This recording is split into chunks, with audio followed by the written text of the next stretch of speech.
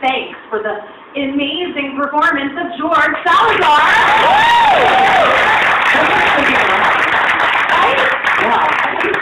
Last week we had the fabulous Lindsay Mendez. I hate her. She's so unlikable. No, yeah. And so it's going to be really fun to focus on you for a change. So, George. Very awkward. No, I make it comfy. That's why I'm here. Yay. George, Broadway debut. Yeah.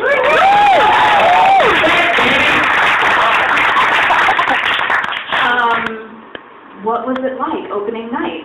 I mean, it's not, we're going to get to that. You've done other shows, galore, but this is Broadway. This was crazy. Yeah.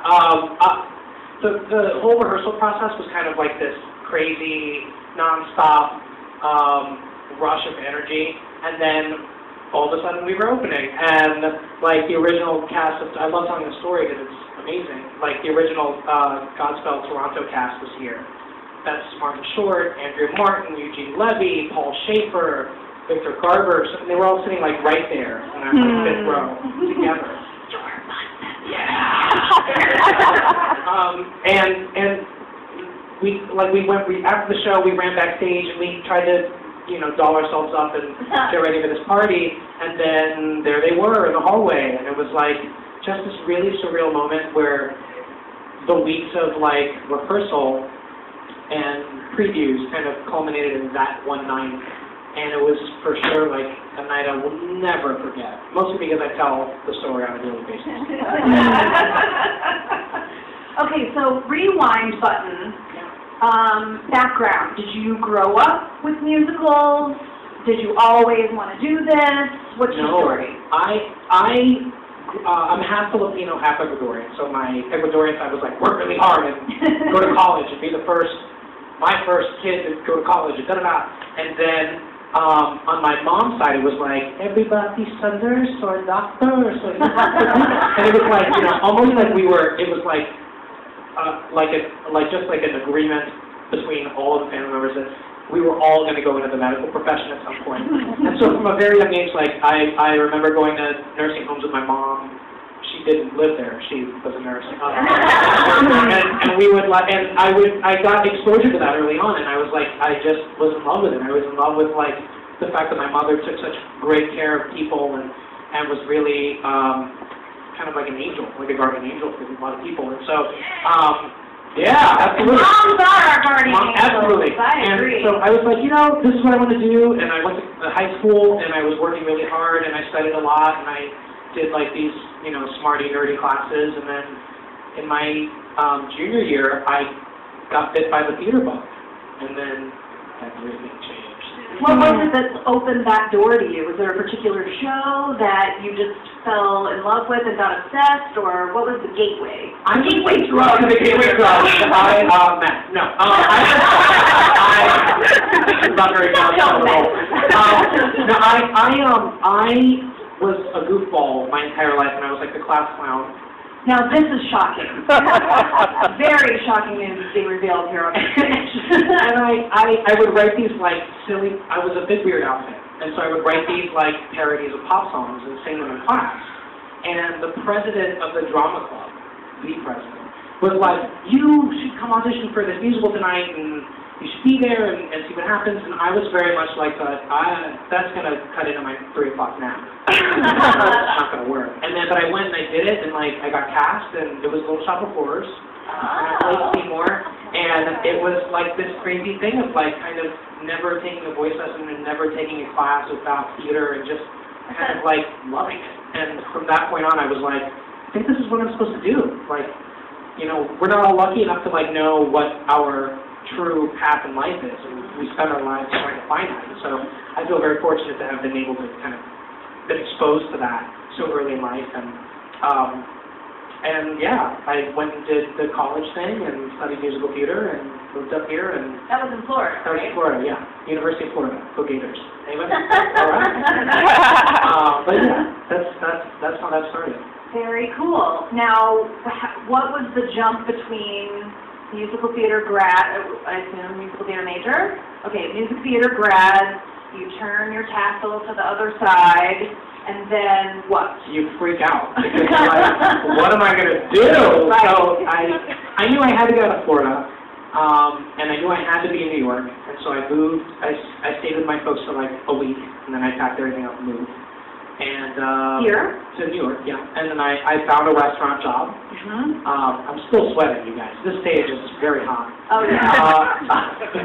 After you put out that much energy, the sweat goes on and on and it just doesn't stop. And you're soaking wet, and it's no fun. But I moved to New York. I got a restaurant job. I did that. I was on the audition circuit, and I was doing a lot of children's theater, and I was just paying my dues, and I feel like, I still am paying my dues. I don't think we ever stopped paying our dues. No, I don't think so. Yeah, that was a unique journey, but I knew that I had to do it, and I knew that there was nowhere else for me. Right. So it was kind of like there was no other choice. You know, it was either that or live at home. You were meant for more, George Salazar. Now, among your various credits, I think arguably a big claim to fame is that you got to do the national tour of Spring Awakening. Mom bore me. We have 7 fans here. Yes. That was a lot of fun. Yeah. Yeah. Was that just like, I went to an audition, it was like any other audition, or did it feel special? Did you have a vibe that you were going to get it? I never really have the I'm going to get it vibe. It just kind of, that's Danny's flow with. That's our director, by the way, Danny Goldstein. With that one, I went in and I did a few auditions for them, and it, they were always really warm and welcoming in the room. It was the final callback before the final callback that was like, okay, maybe I actually might have a chance at booking this thing, because I was here for like 2.5 years, and it was like 6 auditions a week, kind of just machine, just going out and doing it. No, but it was a great surprise, and I was really happy that I got to be a part of that, because it was the last tour that was doing Michael Mayer's original production with the full set, the Bilky Jones choreography, and Susan Hilferty's costumes and stuff. So it was really an exciting time to do that in my life. Yeah. And it was like a non-equity tour, meaning like there's the equity union for actors, which is the Broadways and the big regional houses, and then there's the non-equity, which is there are no real rules, and you're really not protected. And so it became like it was like a lot of one-nighters, and it was almost like I was in a rock band. Yeah. On tour, and that was actually really cool, because it was just like new city, new night, and we did that for 8. We did 72 cities in 8 months. So my back was hurting, and I slept for like 3 weeks straight when I got done with that, but yeah. Wow. Okay, now I have heard tale that the audition process for this particular show was wild and woolly. It was actually fun. Yeah. I would say that what sets the Godspell process apart from anything else was how much fun we always had in the room. And it was terrifying every time, because we were, the first audition was prepare a parable. Tell a story as if you're telling a story from the Bible. Tell a parable as if you're talking to a group of adults and kids, blind people, deaf people, all sorts of people. And keep it interesting and creative, and sing a song of your own. And I got the call for that the night before, and I was working at Bubblegum Shrimp Company at the time. So I was like, shrimp, Bible, I don't know what to do. And it just kind of worked out. And did you like practice the loaves and fishes or something? Well, that wasn't one of the parables, unfortunately. But I went in and did that, and I had a few more callbacks after that. And those were actually really fun, because we got to be in a room with 5 strangers, and we had like 15, 20 minutes. Sometimes we gave us a little longer when we were not prepared. Like 20 minutes.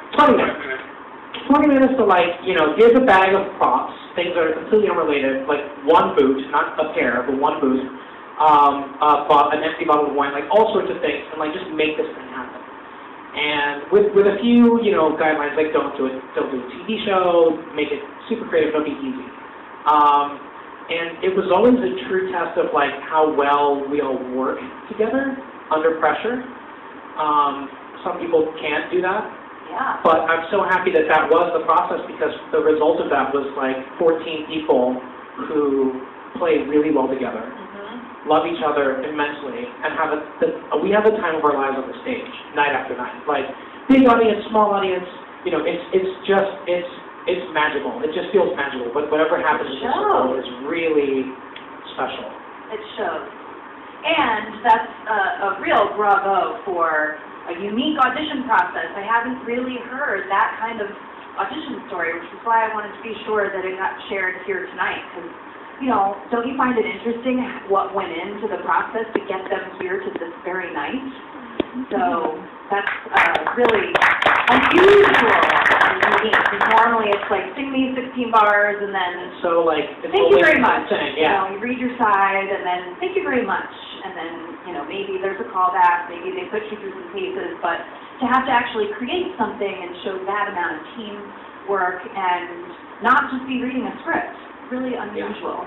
So, when did you find out you got the job? I found out on September 26th.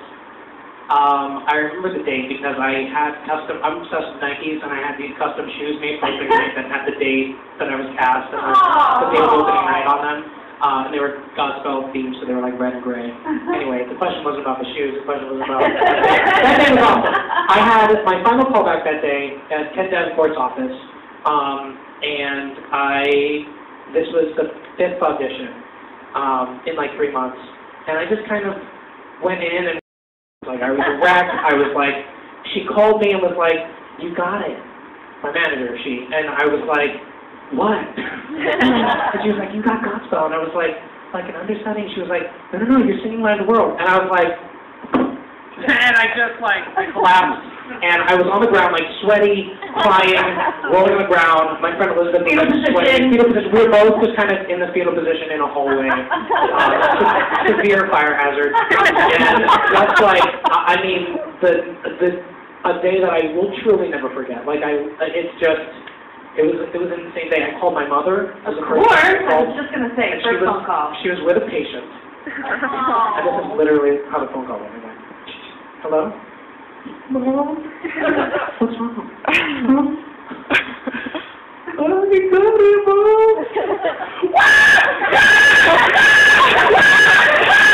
Oh, wait,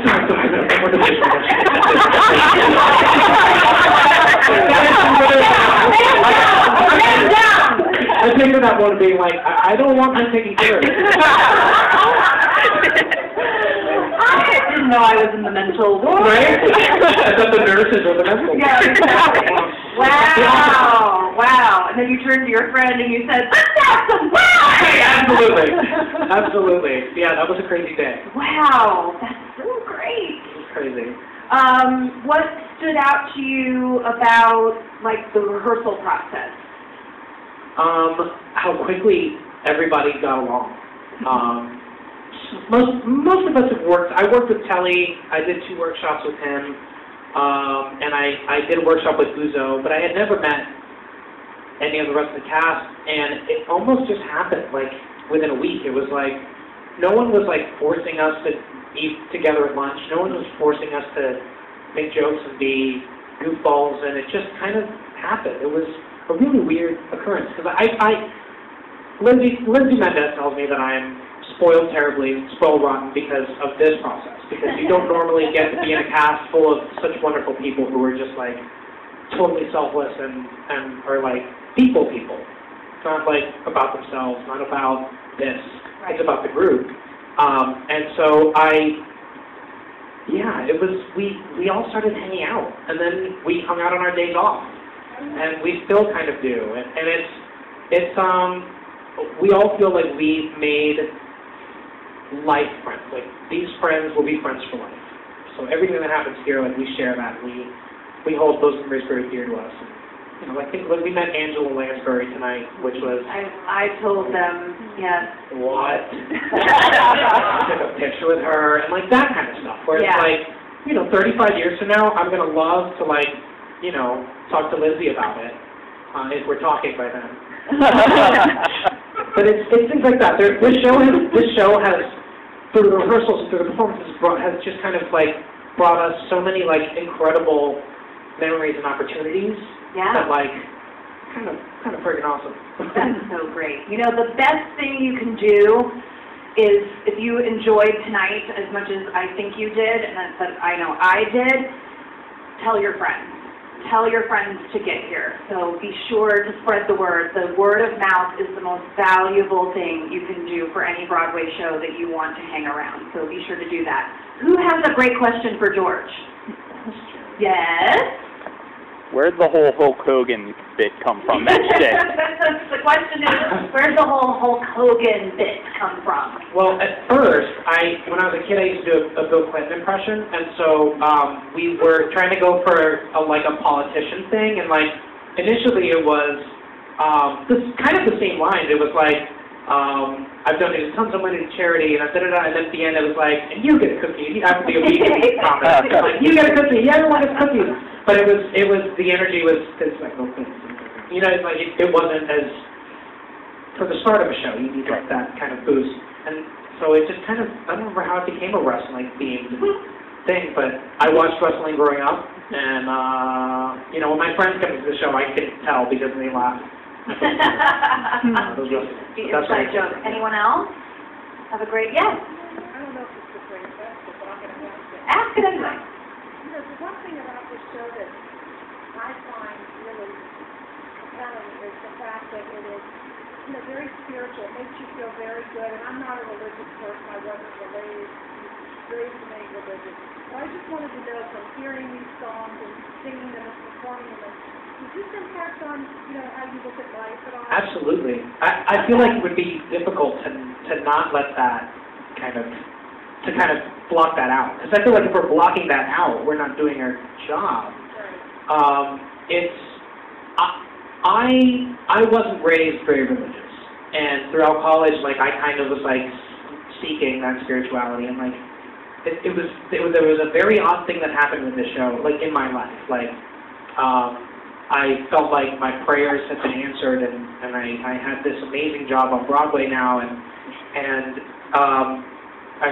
I'm singing these songs that like are not necessarily religious. They're not specific to any religion.